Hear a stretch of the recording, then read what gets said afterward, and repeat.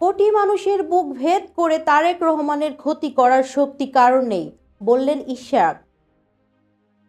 ঢাকা ৬ আসনের বিএনপি মনোনীত প্রার্থী ইঞ্জিনিয়ার ইশাক হোসেন বলেছেন, বিএনপির ভারপ্রাপ্ত চেয়ারম্যান তারেক রহমান আগামী ২৫ তারিখ বাংলাদেশে আসবেন। ওই দিন তাকে কোটি মানুষের সংবর্ধনার মাধ্যমে বরণ করে নেওয়া হবে।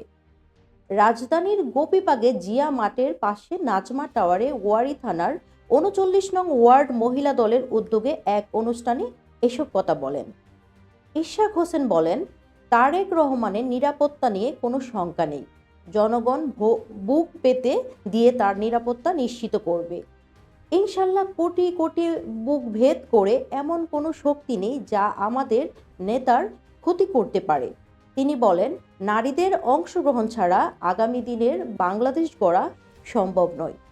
তার ভাষ্য অনুযায়ী বাংলাদেশের মোট ভোটারের প্রায় ৫২% নারী। তাই নারীরা ভোটাধিকার চর্চায় এগিয়ে এলে রাষ্ট্র পরিচালনায় বড় পরিবর্তন আসবে বলে তিনি মনে করেন। বিএনপি ক্ষমতায় এলে নারীদের জন্য বিশেষ আইন ও নীতিমালা প্রণয়ন করা হবে। ইশাক হোসেন বলেন, বিএনপির ঘোষিত ৩১ দফা কর্মসূচির আওতায় নিম্নবিত্ত ও প্রান্তিক পরিবারের জন্য ফ্যামিলি কার্ড চালু করা হবে, যা পরিবারের গৃহিণীর নামে ইস্যু করা হবে। এতে নারীরা আর্থিকভাবে ক্ষমতায়িত হবে। নির্বাচন প্রসঙ্গে তিনি জানান, বিএনপি সুষ্ঠু নিরপেক্ষ নির্বাচন চায় এবং জনগণের ভোটে নির্বাচিত সরকারই দেশ পরিচালনা করবে। ভোট কারচুপি রোধে দলীয়ভাবে পোলিং এজেন্টদের প্রশিক্ষণ দেওয়া হচ্ছে। বিশেষভাবে নারী ভোট কেন্দ্রে শুধু নারী পোলিং এজেন্টদের নিয়োগের সিদ্ধান্তের কথা উল্লেখ করেছেন তিনি। ইশাক হোসেন আওয়ামী লীগের কঠোর সমালোচনা করে বলেন, বিগত ১৭ বছরে দেশে ভোটের অধিকার ধ্বংস করা হয়েছে।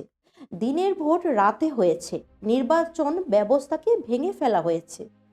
আওয়ামী লীগ এখন গণতান্ত্রিক রাজনৈতিক দল নয়, বরং সন্ত্রাসী কর্মকাণ্ডে জড়িত।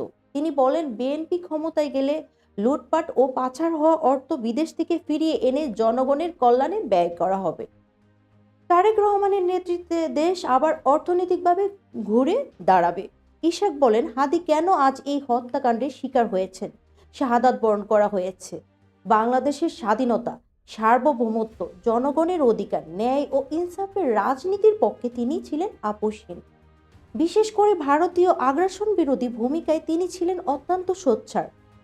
এই অবস্থানটি অনেকেই ভালোভাবে নিতে পারেনি, বরং অনেকের কাছে মনে হয়েছে আগামী দিনের তিনি হয়তো অনেক বড় হুমকিতে পরিণত হতে পারেন। সেই কারণে তাকে হত্যা করা হয়েছে। তিনি বলেন, আমি বলতে চাই, হাদিরা কখনো মরে না। একজন হাদি শহীদ হলে লক্ষ হাদি জন্ম নেয়। হাদির একটি বক্তব্যে আপনারা দেখবেন, তিনি বলেছেন তার রাজনৈতিক অনুপ্রেরণা ছিলেন শহীদ রাষ্ট্রপতি জিয়াউর রহমান এবং সেই আদর্শ অনুসরণ করেই তিনি তার রাজনীতি পরিচালনার চেষ্টা করেছেন। দর্শক, এই ছিল এখনকার মতো সংবাদ। পরবর্তী সংবাদ দেখার আহ্বান জানিয়ে এখানেই শেষ করছি।